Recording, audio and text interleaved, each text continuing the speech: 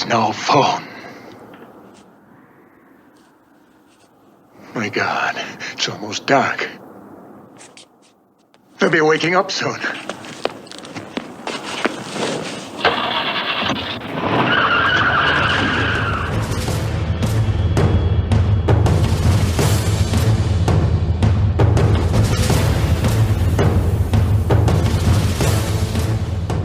Hey there, Adrenalheads. I'm Jerry. And I'm Mark. And today's Adrenaline Cinema, we are covering from 1971, The Omega Man. Yes. Finally. Finally. It took a little while. I've been looking forward to doing this one, and we've had it on the list for a while. So. Yeah. All right. Well, the synopsis for this particular movie: due to an experimental vaccine, Dr. Robert Neville is the only survivor of an apocalyptic war waged with biological weapons. The plague caused by the war has killed everyone else except for a few hundred deformed nocturnal people calling themselves the Family. The plague has caused them to become insensitive to light as well as homicidally psychotic. They believe science and technology to be the cause of the war and their punishment, and Neville as the last symbol of science. The old world and a user of the wheel must die. Neville, using electricity, machinery, and science, attempts to hold them at bay. Yeah, and he does that for a while. That's pretty much the whole...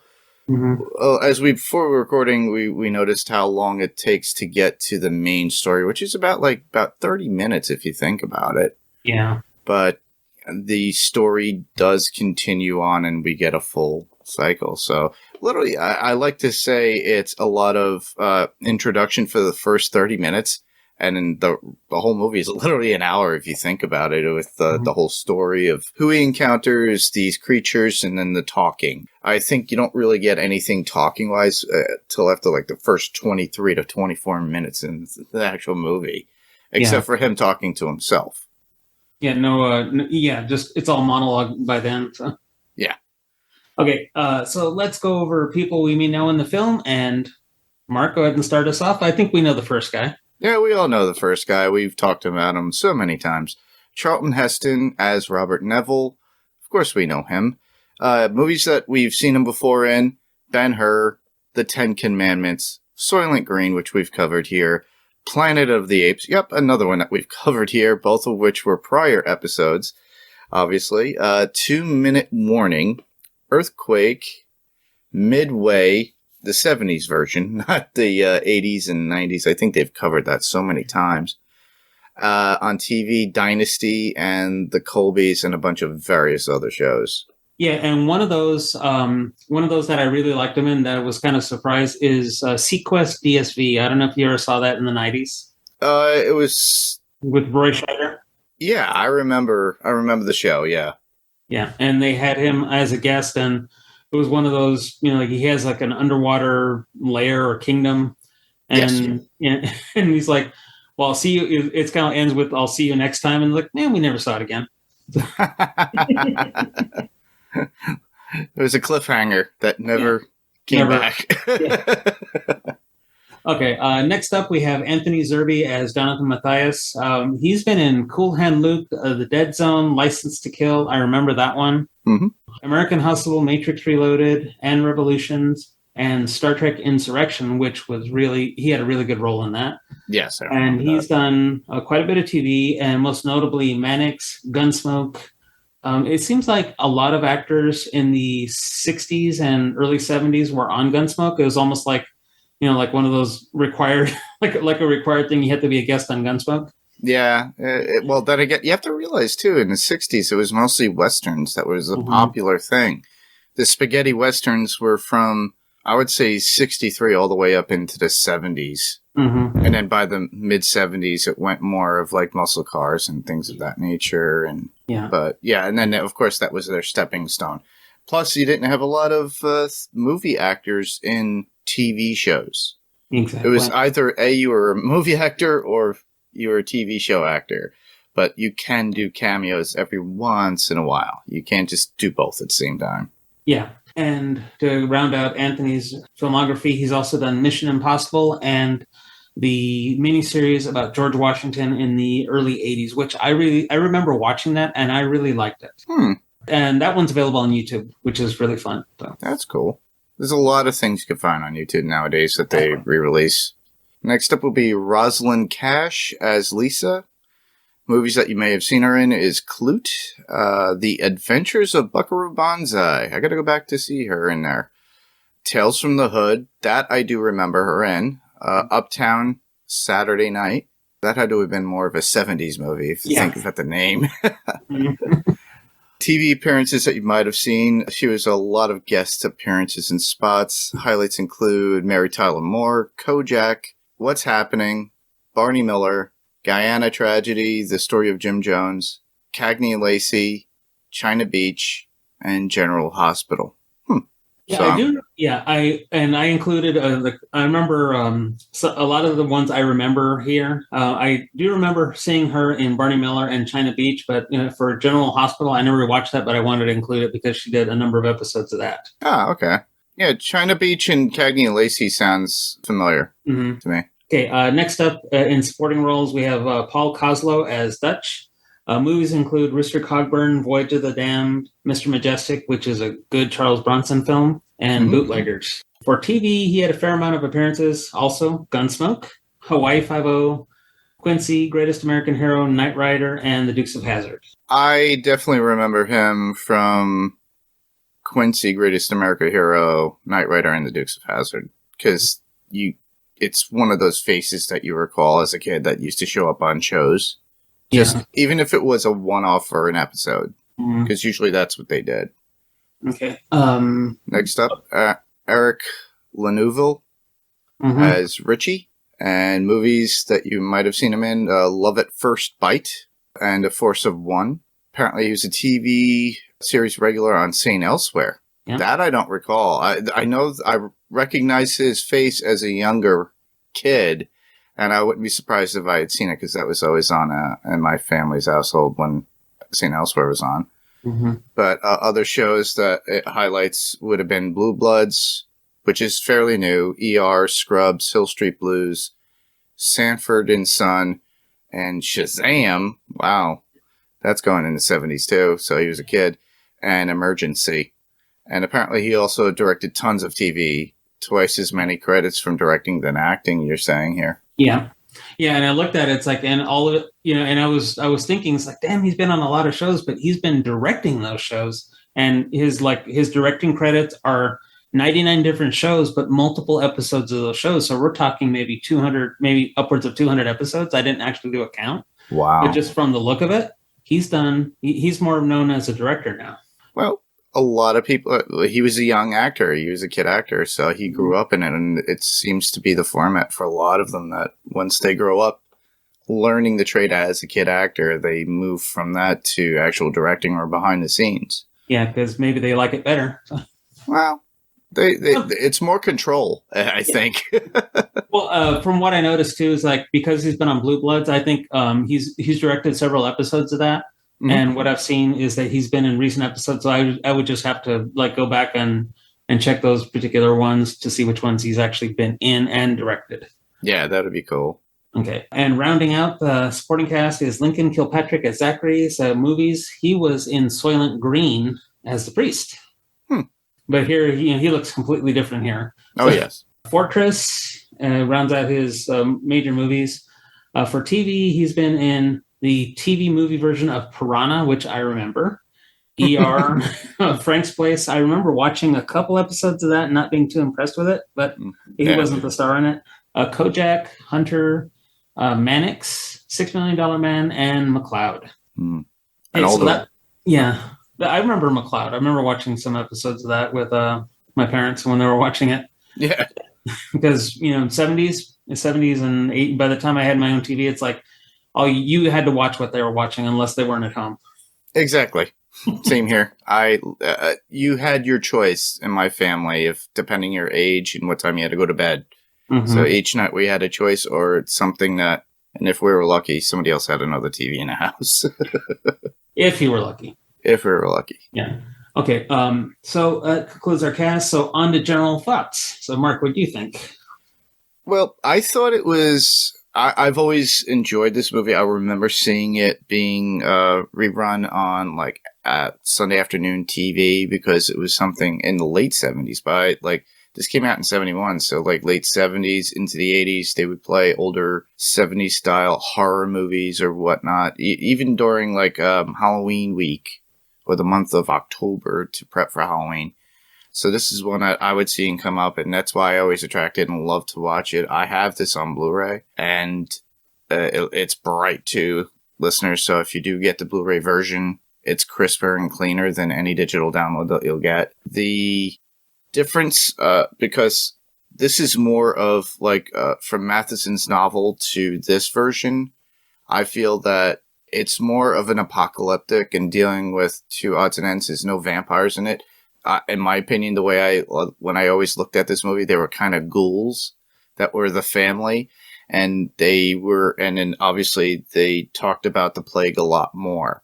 So this is one of those movies that we could talk in, like Jason Kabasi could even do something like this for Walking Dead cast, because it kind of reminisces some sort of apocalypse, and I like that, and that's what really always attracted me to it. Plus, the whole intro always grabs me. I could just leave that intro on, put it on a loop because I just enjoy it so much.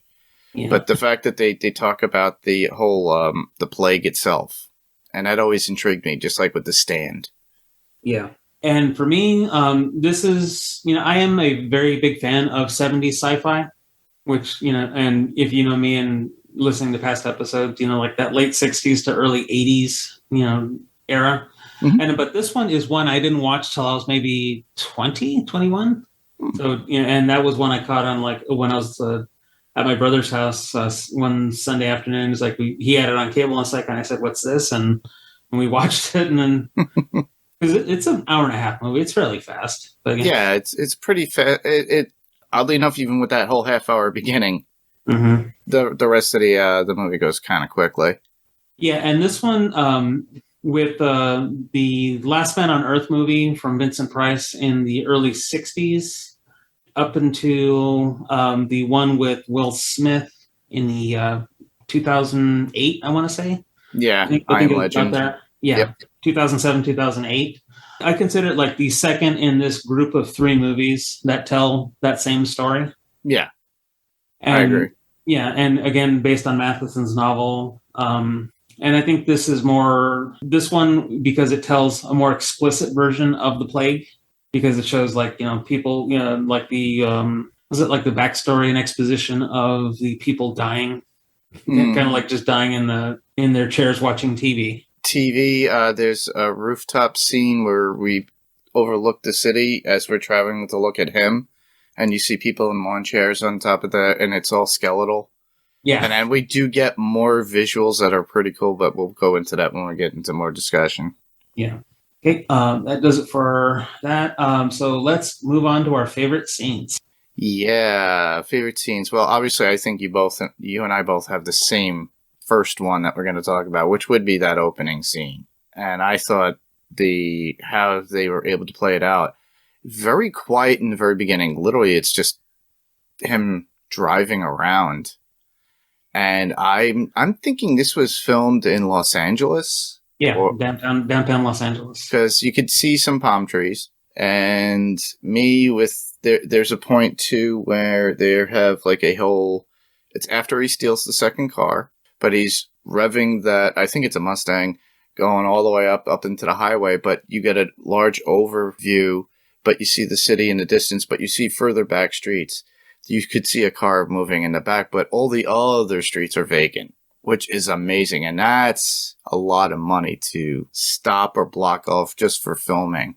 Yeah. I'm curious what the reports were back then in the papers and how long they had to take to do that. Yeah. Oh, that'll come up later in the behind the scenes part on the movie. But yeah, but for like the opening scenes, like, we see, how he goes about his days is like doing what he wants, driving around town. I know there's like one spot he like screeches to a halt and takes a shot at somebody in the buildings. So he's like wondering, who the hell is he shooting at?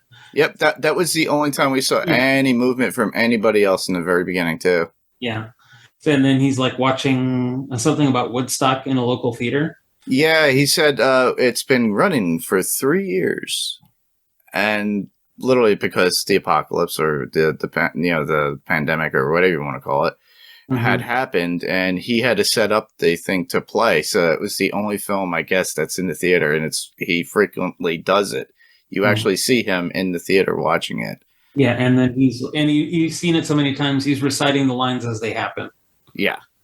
Very reminiscent too with I Am Legend too, with what they did in that film. It seems I see a lot of similarities between I Am Legend and Last Man on Earth, as including in this. So they did keep a lot of continuity with this in comparison. So I've never read the book, but from my understanding, what I've read about it, a lot of it is taken from it and how he would spend his day.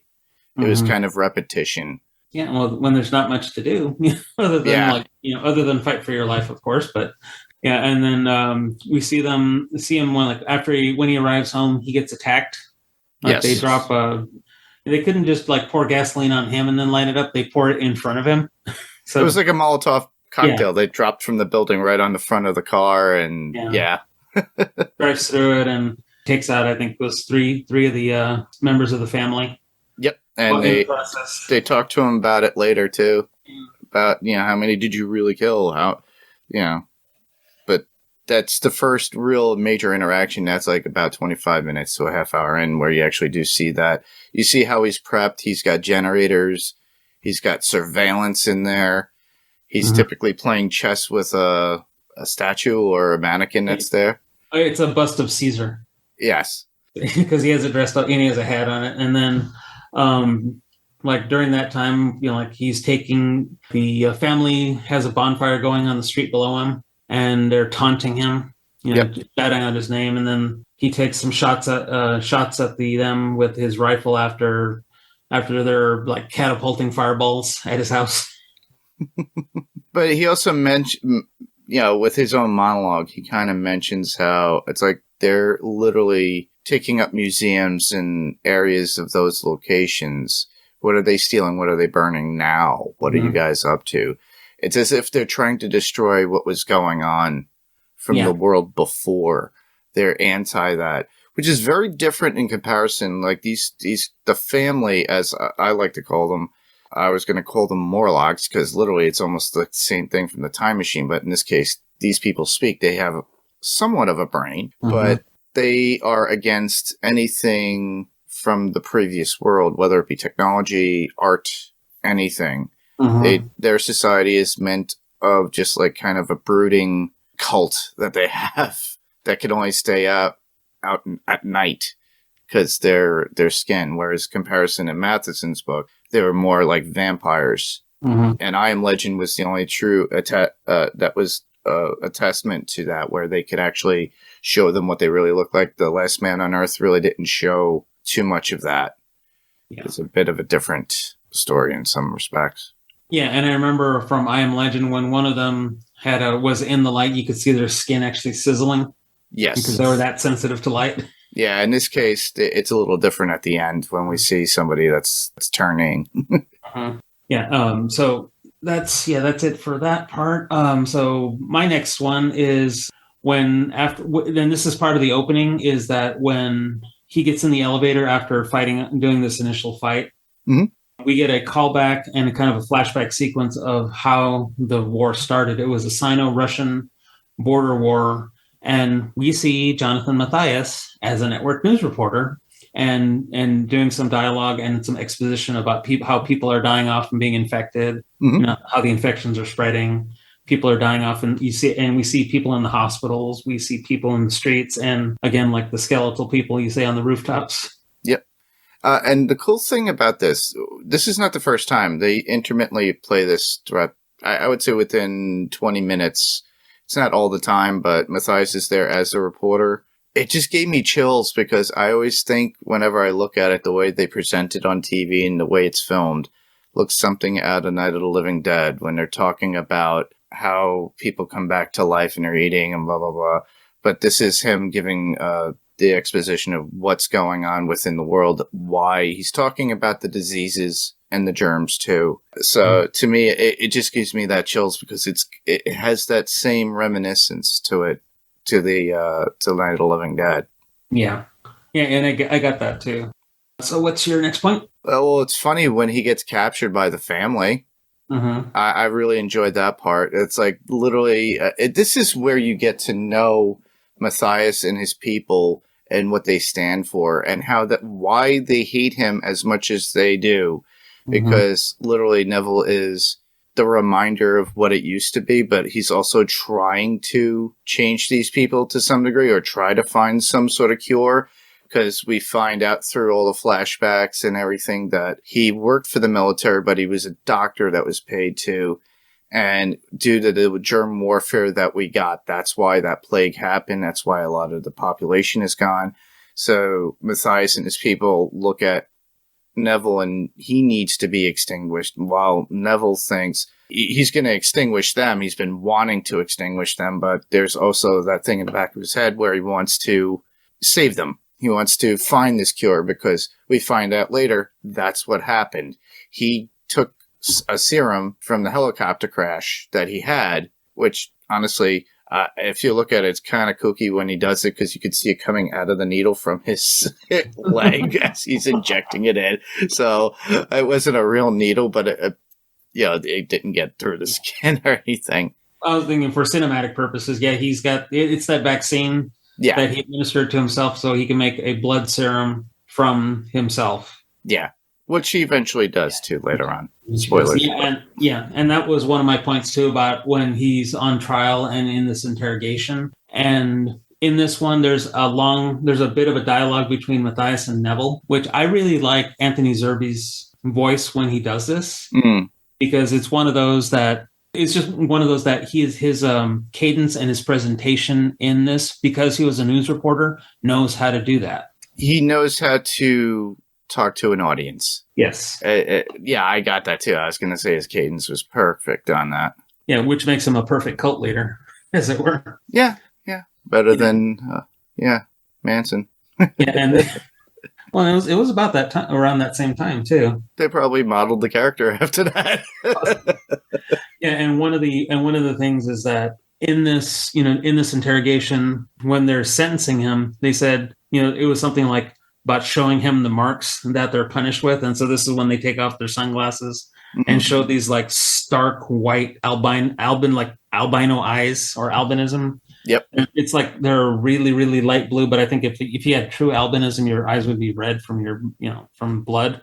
Yes. Like an albino rabbit. Yeah. Actually, I've known a couple of people that are albinos. I've seen them in person. Like I went to high school with one. One was mulatto. He was half black, half white, but he was also albino. And his eyes were really white and light. He had like bluish eyes, but the red, you're right. You would see a lot more red. With this, mine, when I watched it on a Blu-ray, it looked more yellowish. Oh, the really? eyes look kind of white around, but with yellowish around the pupils. All right. So it could have been the sclera lenses that they used, but it gives that effect. The one thing that makes me laugh, though, every time I see the family together, they all have the same sunglasses, so they bought in bulk. Okay, now I didn't even notice that, but yeah, you're right. Okay, now that I think about it. Nice. I like that. Okay, so what's your next point here? Lisa and him encountering each other, because it's Neville still. He's trying to get away from certain things. You see him in the department store because he did his little run. He takes off his shirt and he hears the noise and she's posing as a mannequin. Oh, yeah. Oh, man. It just gave me chills, too, because there's certain movies that have that where it's in a department store. There's several, I think, that off the top of my head, but one comes to mind, like within a department store during Apocalypse was The Walking Dead when Rick shows up after Glenn and they're in the department store, but you see how abandoned the department store is. Before that, he was in a hotel. He was exploring a hotel too, so you could see how everything is wasting away, cobwebs everywhere. But in this case, he's going around shopping for a new shirt because he kind of worn out the shirt he had with sweat and running And he's like, well, that's not my color. And then he moves over and he looks over to see, and he sees Lisa, and he tries to chase after her. But I really liked it for the fact that they showed it in more of an urban area. Yeah. And especially inside the department store. And then he was able to get away with her at a later time. And they had that brand new motorcycle. Oh yeah. Yeah. That was in the stadium. Yeah. Yeah. Yeah. And that was another one of my points. I don't know why I didn't include it. It's like, I thought about it, but okay. But let's take that point more, and they're going to give him what I call the Joan of Arc treatment. They're going to burn him alive. Yes.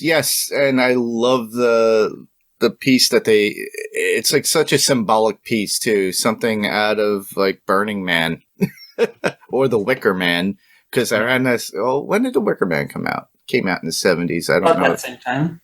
I'd have to check, but it was about the same time. Well, so kind of the same symbolism if you think about it, with him being tied to it, and they were going to burn him alive. Yeah. And the next one I had was after he cures Richie. Cures him of his being afflicted, of his affliction. This is Richie going to the family and offering help to the family, saying, after leaving Neville, and Matthias thinks it's a trick, and he just straight up kills him. Yeah, that was the saddest part for me. Yeah, I was like, especially when Neville finds him. Mm-hmm. He sees them, and he's just there, dead. And you just wasted away your cure right there, too, because the kid is your way of all of you being cured. And you could see how when people are so passionate about, hey, I don't like you, I don't want this world, I'm not going to do it, and what they do, and they kill the kid. Mm-hmm. And meanwhile, at least Neville, at the very end, still had some sort of vaccine to give, which I really enjoyed. So it was a happier ending, even though there was a sadder ending at the end between those two, because we lose Neville. Spoilers, everybody. Yeah, you've probably seen this movie. Come on, but he dies giving it the cure to Dutch. Mm-hmm. But the cool thing is, and that's another topic, Dutch and the kids. And there's a point, because we find out that Dutch was was he in medical school? I think. Yeah, he was in medical school. And that's how he knew. And he just basically gave a whole dissertation of what Neville originally did, but he never pursued or was involved within that project. Yeah. But the fact that Dutch actually explains why they're still alive and how some people are still alive, but there are certain stages that they're at because they're still getting sick. Yeah. And then that's the result. And that's why we see Lisa succumb to it. And then he says that they don't become white. I don't know if it's because they're in contact with other people. That was the only thing that was mysterious, or is it just something that's in the air that's going to create it for them? Yeah, or like maybe there's like a trigger that kicks it off into full bore turning. Yeah. Yeah, and that was one of my next point, is about when Lisa goes out shopping, like the one, because after they developed the serum, they said, okay, we're going to do this, packet everything up. We're leaving tomorrow. He says, okay, I'm going to go out and get some more stuff for the trip. And on the shopping trip, we find out after she does her return, you see her carrying some stuff, and she has like this head wrap going on and glasses on. And you see, as the family's approaching her with their torches and everything, is that she starts taking off her wrap, and then you see her skin all pale, and you see her hair turn white, and it's like, shit, she's done. So. Yep. She's already in that like third or fourth stage, as they talk about. But we do see it completely engulfed at the very end when Neville tries to take her with him. Mm-hmm. Yeah. They have all these issues of like he's trying to wake her up, snap her out of it. But the one thing we talked about, how they in I Am Legend, they burn, their skin burns. In this case, they're very susceptible to light. At the time, it was dawn at that point. Yeah. And you could see it's still slightly dark, but the dawn is approaching, and she's like wincing at it, and then they get to the fountain. Mm-hmm. And then he kind of ditches her there. The first thing I thought was like, wow, she's a goner. She's going to be dead. That's when I first saw this. I'm like, she's going to be dead because she's going to succumb to the light. But he kind of wrapped her and threw her in the bushes. And then he winds up having to deal with Matthias. And then, that whole spear going through his chest. Yeah, and for that, and that wound turns out to be mortal. Yeah, but he still has enough time to hand off the vaccine to Dutch and for the kids and for them to get away. And literally, that's what their plan originally was, is to get far, far away from the city as possible so they could raise these kids and have some sort of community, and to be far away from the family because the family is just going to try to kill them anyway. Yeah, and the more people they can encounter, the more people they can treat because they have the serum, and there should, at least from my estimation, is that they have a way to generate more beings, that they're going to have more sources after they treat the kids with the serum. Yeah, it's kind of like a herd mentality. If people are around each other, there's more people are procreating, immunities build up with every generation. So, yeah. All right, I think that does it for our scene. So let's go on to interesting facts and unknown facts about this movie. Right. So my first one is, we were talking about earlier, is like this movie has a 2 or 3 minute cold open before the credits even start. Mm-hmm. And that was one of the things that's like, you don't normally see that in a lot of 70s movies, because normally it's just like credits right away. Mm-hmm. And this one's just, it's a fun little fact. It's not a super duper heavy fact, but it's just one of those, it's one of those things that, and I remember one of those 70s movies or a lot of 70s movies that you'd see like almost the full credits, like that would be normally now at the end. Yes. Yeah. Actually, that was like from like, I think they did that in the 40s, 50s, and 60s and the 70s. And they kind of ended it mid to late 70s. Yeah. They did short credits in the very beginning. And now what we have, which is usually now like a 5 to 10 minute ending of just credits of 5,000 people that worked on the film. Yeah. But I enjoyed that fact that you get like that cold opening, like you said, too. Mm-hmm. Okay, go ahead and take the next one. The production company wanted a locale that would look like an abandoned metropolitan area, but it was too costly to build. The producer drove through downtown Los Angeles one weekend and discovered there were no shoppers, so the majority of the film's exteriors were shot there on weekends. Yes. Really? Yes, and that was for the the driving locales, but a lot of the nighttime stuff that you see was done on Universal's backlot. Yes, I noticed that. You recognize the buildings if you've ever been to Universal. Mm-hmm. I have. I'm sure you have, Jerry. Yeah. Yeah. A lot of them are old classics, but the small, tighter shots are there. But the wider shots that were outside for like daytime and nighttime, those were, some of the nighttime. Yeah, I would say some of the nighttime they were more closer shots. But yeah, you could tell it's a Universal set. Yeah, but I know like some of the stuff that's like in front of the Civic Center was actually done downtown, probably on like a weekend night, because not a whole lot of people are going to be around a public building at a weekend night. Plus, it was the 70s. Think about it, late 60s, early 70s, and it's not like it is now with population. Mm-hmm. Plus, if they had permits, they could easily block off a certain section to do that. The thing that got me was the dawn scenes in the morning with the long driving around the city where there's absolutely nobody. That had to have been done when it just became dawn of day. Yeah. Because like I said, I only saw one car, and I encourage all the listeners out there, just keep a close eye within the first 25 minutes when you see Neville driving around between those two cars and you see a distant shot, but you could see further out of the city, but there's a car going right across. Yeah, I noticed one, but not, that I only noticed that one. Yeah, same here. Yeah, but what I also noticed too is that some of those shots they did freeze frame. Mm-hmm. And I don't know if you noticed that. Yes, a lot of like the distance shots would be just a frozen, like kind of like a matte painting. Yeah, and they would shuffle through scenes like that every once in a while. Yeah, that might have been because there were stuff off in the distance that kind of gave it away. Yeah. Okay, next point here is Heston wrote in his autobiography that the Omega Man was Cash's first leading role in a film, and that she was understandably a little edgy about doing a love scene with him. Heston explained that it was in the 70s that I realized a generation of actors had grown up who saw me in terms of iconic roles they remembered from their childhoods. And he quotes Rosalind Cashier as like, "It's a spooky feeling," she told me, to screw Moses. When I read that, I was like, oh my God, that... Well, it is true. We didn't get to see the true love making scene, but we did see a lot of her getting out of bed at one point. I was like, oh boy, that was...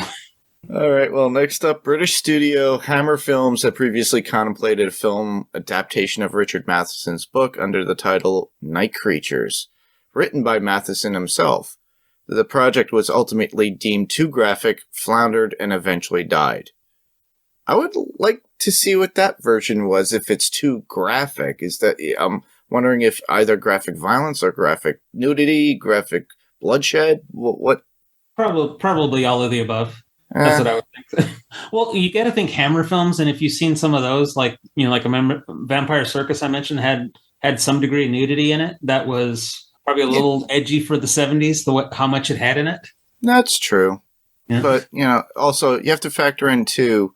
Caligula came around in the 70s too, but that was rated X. So this is probably their way of saying, hey, we want a horror movie or we want a rated R film. And at this time, X was always associated with pornographic material or excessive sexual nature and content. Well, in that case with Caligula, that's different because there was some disgusting things in there that you don't ever want to see. But and then this is at a time too for the ratings bureau too in the 70s, because it wasn't until the late 60s, early 70s that ratings became like such a huge thing in film. Next one is Charlton Heston had read the original novel on an airplane coming back to California and had become very interested in a modern adaptation of the book.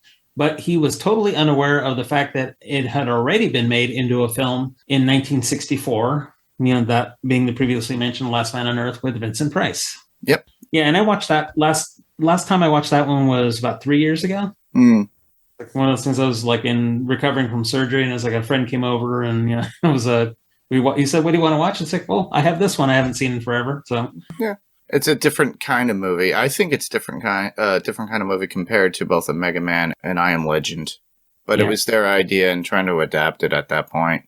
But it was early 60s, 64. So, all right. Well, Richard Matheson said that Omega Man was so removed from his book that it didn't even bother him. So, probably been asked because a lot of people think, oh, it's a bad movie. Well, you have to realize too, this was done years ago. It probably got bad reactions, or just it was one of those movies that kind of came and went in the theater. Yeah. Neville's primary weapon during the film is a Smith & Wesson M76 submachine gun, sometimes fitted with a flashlight. And during the first night attack, Neville uses a Browning automatic rifle, or BAR, with an infrared scope. And we saw him use that to pretty good effect. Yeah. Actually, a lot of the... if you look at the posters and things, if you look for a digital download, it's always him with the machine gun with the light on it. Yeah. So that's pretty much the graphic. I think that was on the original poster as well. Next up, the movie was an inspiration for 2 CBS radio comedy series. Steve the First and Steve the Second, starring Matt Watts and Mark McKinney. Each series was about a slacker, the second son of the first, called upon to save the world after a disaster. Interesting. Yeah, that might be something to see if we can. That makes me kind of curious to want to find it. I'm sure it's out there somewhere. Okay, and the last one is what I read, that this was a deleted scene that was not included, or not, and that I don't remember being on the DVD or Blu-ray. No. Okay, but the script for Omega Man contains a scene in which Lisa visits her parents' grave, and unknown to Neville, Lisa is pregnant. And she seeks comfort from her deceased parents before Neville and she leave the city forever. While Lisa is talking to her parents' grave, she hears a sound and investigates a crypt. In it, she spots a female family member depositing a dead newborn mutant. Lisa can see the mother's grief and empathizes with her loss despite their being on different sides. Lisa believes that all children, including her unborn baby, will suffer the same fate. And later, Lisa returns to Neville and tells him of the woman in the crypt. Neville asks Lisa if she took care of things, and Lisa responds that she may be a grieving parent in a few months, and she will not kill a grief-stricken mother. Neville is shocked at first, but then embraces Lisa. While the scene was cut from the final film, we see a screen credit for Women in Cemetery Crypt, and I did verify that, and it's in there. That's cool. Mm-hmm. Yeah, well, it's funny too because nowadays there's an issue recent too with Lena Headey, who had a role in Thor: Love and Thunder, and it was a whole legal battle about it. But her name was still in the credits, and the company that she owed money to says, "Well, your name's in the credit." Yeah. So this is why these people are still paid, but they still get credit. So that's a pretty cool thing to know too, because makes people want to sit there in the audience and look at credits now. Yeah, I haven't seen Love and Thunder yet. So that does it for our unknown or little known facts. So let's move on to quotes. Sure. You have them all because I didn't really have anything I could pull. Okay. I have like five or six here. So. Cool.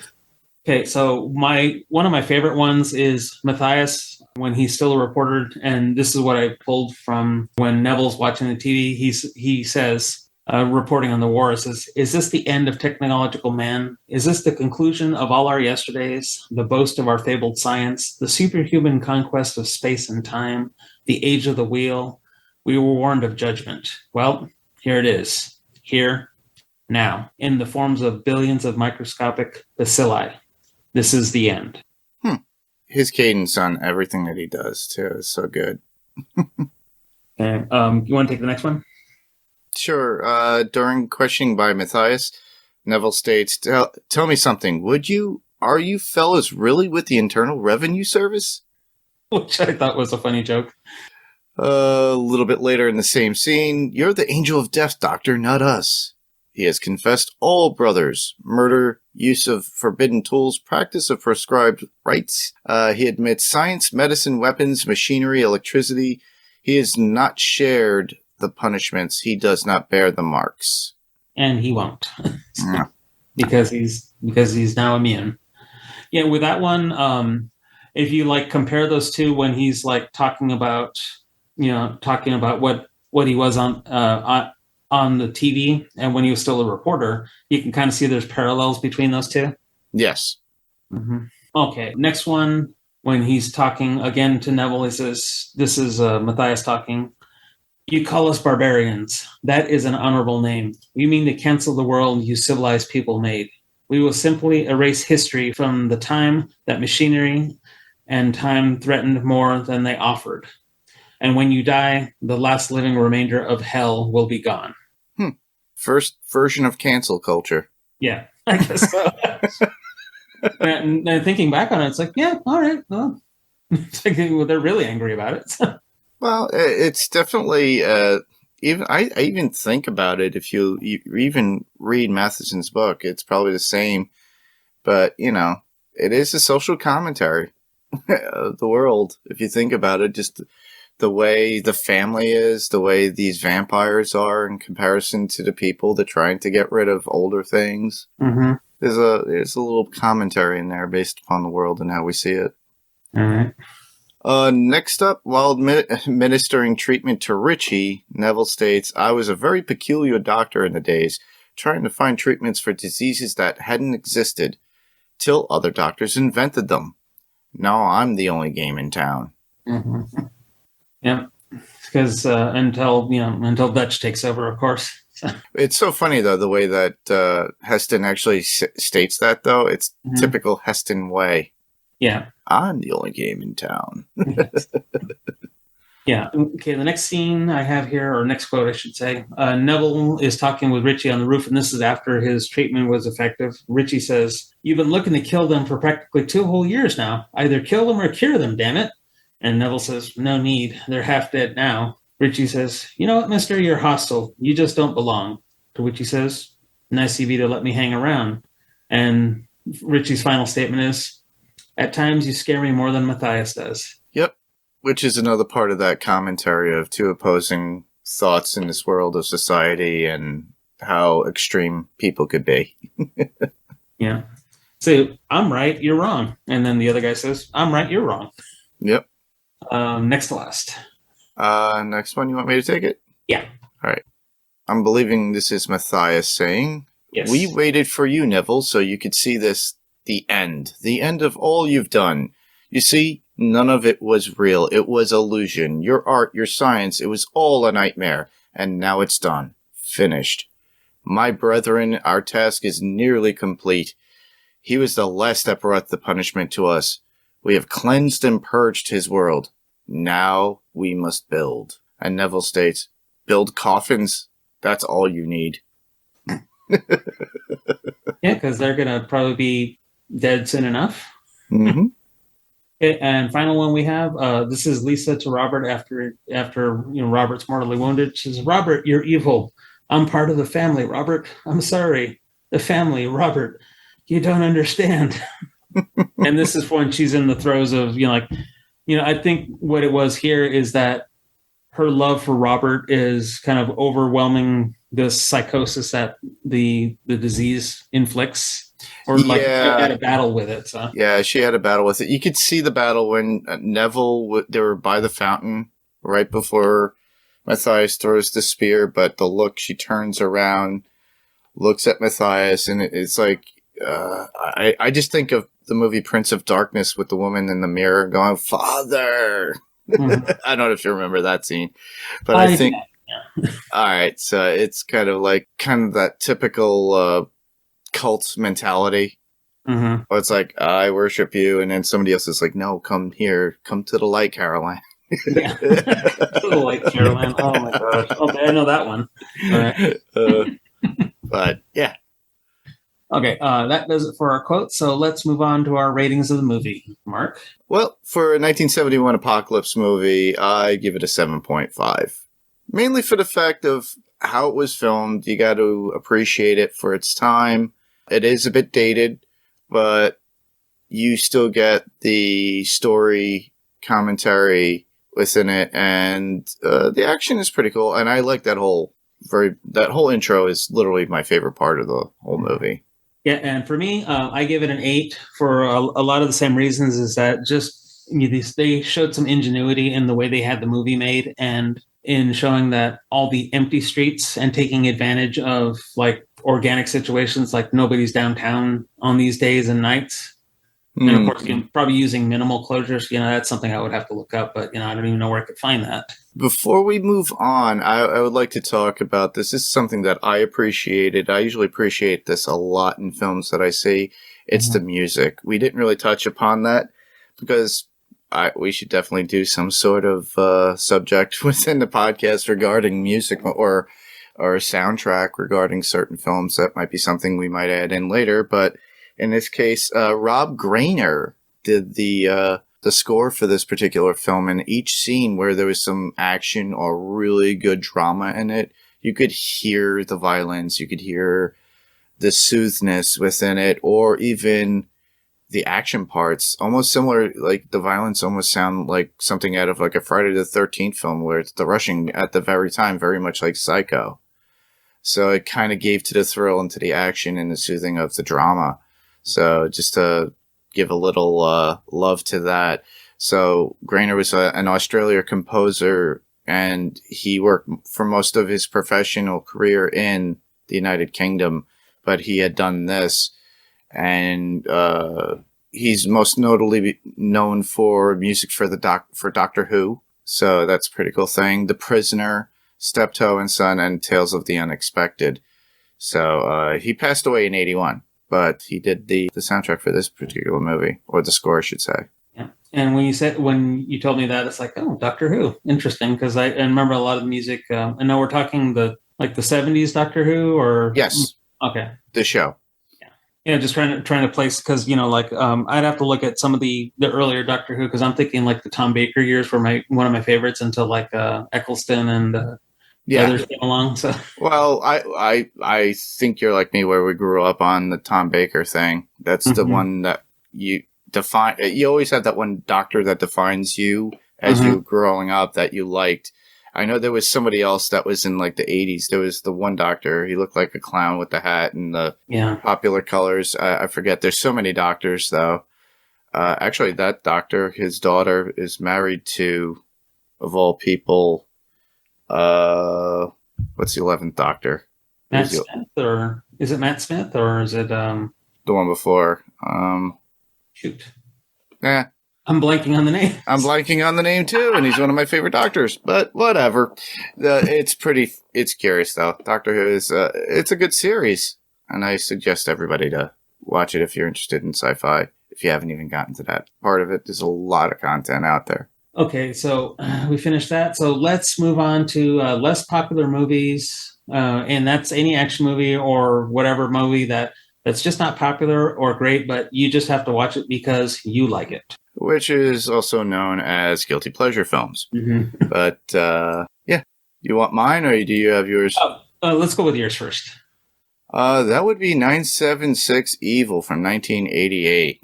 Oh, my goodness. It's been so long since I've seen that one. Yep. It was with Stephen Jeffries, and everybody will remember him from Fright Night. Yeah. And he was known as Evil. In that, but in this case, he's like that typical nerdy kid and gets involved in the wrong things. He's always got that look. See, he receives superpowers or supernatural powers and turned into a satanic killer because of this stupid phone number that you call in, and it's kind of like an influencer on your phone in your ear to kill people. Yeah. So since we're coming upon the Halloween season, I figured it would be cool to throw that one in there. Yeah. And mine is from it's in the early 70s, and it's a TV movie starring Scott Glenn and a very young Kathleen Quinlan called Where Have All the People Gone? Wow. Okay. I don't know if you remember this one. No, the name sounds familiar though. I'm sorry. Correct myself. Scott Glenn was in a different one. This one has Peter Graves. Sorry. I got my TV movies because Scott Glenn was in Gargoyles. I had my lines mixed up here. My apologies, people. No, but Peter Graves and Kathleen Quinlan and a couple others that can't remember the name off the top of my head. But But this is a movie where the sun or the Earth experiences some solar flares that turn different types of people to dust. Interesting. That's cool. And it makes animals crazy. Well, at least you did put zombies in there. Oh, just wait. Yeah, just wait. Yeah. Well, I could have put zombiebers in here too. So. Well, that too. Yeah. But I don't think those are. I think below the line of guilty pleasure. Those are like,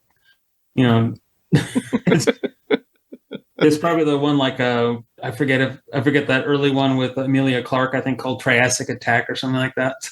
Yeah, I remember that. I actually saw that too because it was a sci-fi movie. Mm-hmm.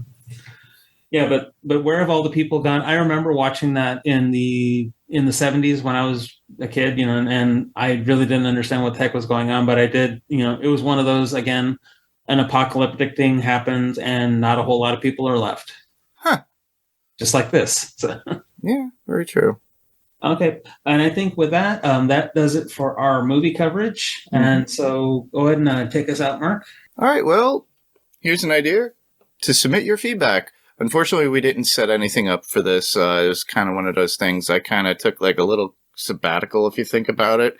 For a while, we haven't recorded. I threw out there Predator with Steve and I. So this is the next one up. Steve and I will be doing Prey coming soon. But when we do Prey, I'm going to put up an image. So basically go to our Facebook page, facebook.com/AdrenalineCinemaPodcast. There you will find an image. I'm going to be putting an image up. And all you have to do is leave your comment down below that for the image of when we're covering it. And I'll give you a date and time so that way you guys could submit it appropriately. Or if not, we could always, talk about it on the next episode. So you can also email us at AdrenalineCinemaPodcast@gmail.com. You can send a regular email, standard texted email, and you could just record your thoughts as a recording, and we will just pop that into the podcast as we record to include you in on the conversation as well. So that way we could comment on what your thoughts are on, or if we agree, or we have something that we like to add to that. Plus, try answer whatever questions that you have. If you subscribe to Apple Podcasts and there is a review available, please, if you can, leave a review if you can. It would be really helpful. It helps us get noticed.